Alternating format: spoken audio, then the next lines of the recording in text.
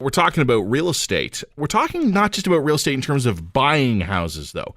We're talking about the kind of houses you can buy. I want to bring Andy Manahan on with me here right now, the executive director of the Residential and Civil Construction Alliance of Ontario. Andy, I'm not sure about your neighborhood, and obviously good morning to you, but in my neighborhood, basically, you've got a ton of detached family homes. You've got some semi-detached, and you also have like 5 massive, dozens of stories each condo towers that are under development here. If you want to find a townhome, though, you're pretty much out of luck. That's right. We found in the research we just did that only 15% of households around the Greater Toronto, Hamilton area live in medium-density housing, which could be classified as townhomes and row houses and other buildings that are, let's say, 5 stories or less. Yeah. I mean, when we take a look at this, right, it's other cities in the world, you find nothing but that. Toronto, it's hard to find any. Yeah, Paris, it's almost all 6, 7, 8 stories across all of the city, really. Tell me a little bit about like why, and I mean, I know this is a big question, but why do you think that is? I mean, what is it about the Toronto area? We're talking Greater Toronto. We're talking the broader area here. Yep. Why are we either living in 600 square foot skyboxes or a 4-bedroom, 2-garage house with backyard and fence? Yeah, I mean, historically, after the Second World War, there were a lot of single detached and semis built. And then in the 60s, we saw more apartment towers being built in Toronto, particularly, but elsewhere, Mississauga and other areas that were then known as bedroom communities.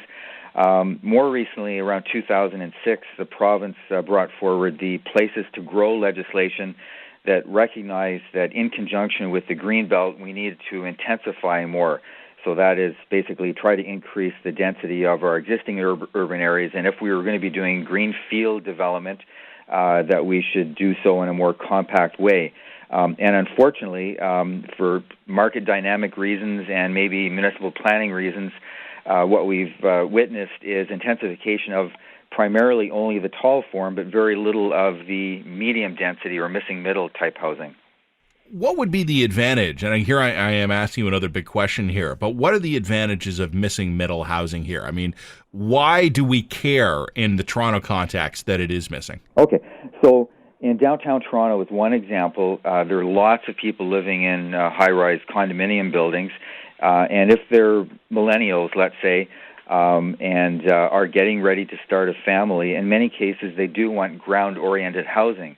But the single detached housing is so out of their reach in terms of the astronomical prices we have in Toronto that a ground-oriented type housing, townhomes and that sort of thing, would be a more affordable alternative. I'm not saying it's going to be the solution for everyone, but this would fill a gap that's really needed. I think, when we talk about how, it's funny, again, in my neighborhood, there was couple of houses recently that were demolished, and they're going to be replaced, Andy, by... Sorry, go ahead. Monster homes, I think they call them. Well, there's going to be zoning fights on it, but at the they'll be replaced by something bigger. But basically, it's kind of a long, twisted story, but there'd been an old fuel tank that had leaked, and the soil needed to be remediated, blah, blah, blah. So they ended up demolishing 4 houses, and these 4 houses are going to be replaced by 4 houses. And yeah, you're right, they'll be bigger, they'll be more modern, but the way the zoning regulations work is that these 4 houses will be replaced by 4 houses, and 4 new families will move in and live in them. And just a couple of blocks away, an old commercial property is also being redeveloped. I'd say it's roughly the same size, and it's going to be 8 townhouses. And it just goes to show you that in roughly the same amount of property, you're going to have 8 families instead of 4. That would help actually handle the population boom we're getting in the city. It's all near existing transport. There's existing schools. It wouldn't be particularly overwhelming any of the local services. And yet the neighborhood fought that townhouse development for 2 years. You've hit the nail on the head. Certainly the city of Toronto is trying to encourage more intensification along what they call avenues, so they're major arterials in Toronto where there is existing transit. We do need to update our zoning bylaws to encourage more medium density. But the final part of your comment about the not in my backyard, the NIMBY syndrome, tends to prevail. And this was one of the reasons why we did the report, because we were very concerned that under the old Ontario Municipal Board system, that body would weigh the evidence and say, okay, you know what, this meets the provincial guidelines in terms of trying to intensify, let's say, doing a medium density project. But oftentimes local councillors would side with the local ratepayers, and I'm not saying they're not wrong, but in some cases, people do not like change, and they would say, okay, I will just sort of sit on my hands as a politician and support my NIMBY ratepayers, and then the OMB will come along and make the right decision, whatever that right decision is. Now we have a new system called the Local Planning Appeal Tribunal. It's very new, so we don't know what the outcome will be, but we're very concerned that if the status quo continues and politicians continue to be a little bit gun-shy about intensification along avenues, that the affordability problems that we have right now will get worse. I want to ask you a devil's advocate question here. I agree with a lot of what you're saying there, Andy, but I want to put myself in the shoes of one of my neighbors here for a second. Mm-hmm. They bought a home in a neighborhood where it's mostly single-family detached. They would tell you they paid a premium to buy a home in that kind of a neighborhood. Should not the existing and incumbent residents have some say in the future of that neighborhood?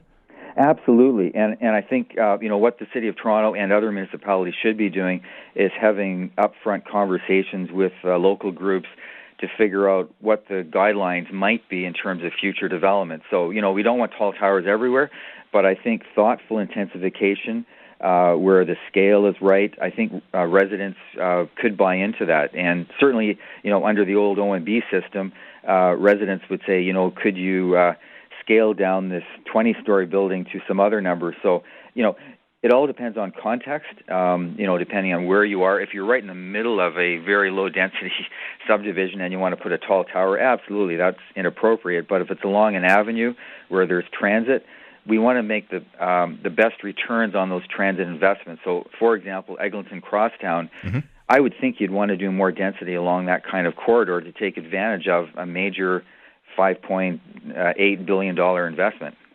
Can you imagine how the Leasiders and Forest Hill residents would respond to that? Well, right now they're responding because they're in a construction zone, and it's been that way for 5 years, and a couple more to go probably. Mm-hmm. So I think they're probably rightly at their wits' end. But in the end, they're going to have a tremendous value in terms of transit, and they can leave their cars at home and get downtown faster. Well, I'll say this. As someone who is a Leasider and lives within walking distance of two of those stations, it's a mixed blessing. We'll put it that way. Indeed. Andy, thanks for coming on, man. Appreciate it. My pleasure, man. Take care. Andy Manahan joining me here, Executive Director of the Residential and Civil Construction Alliance of Ontario.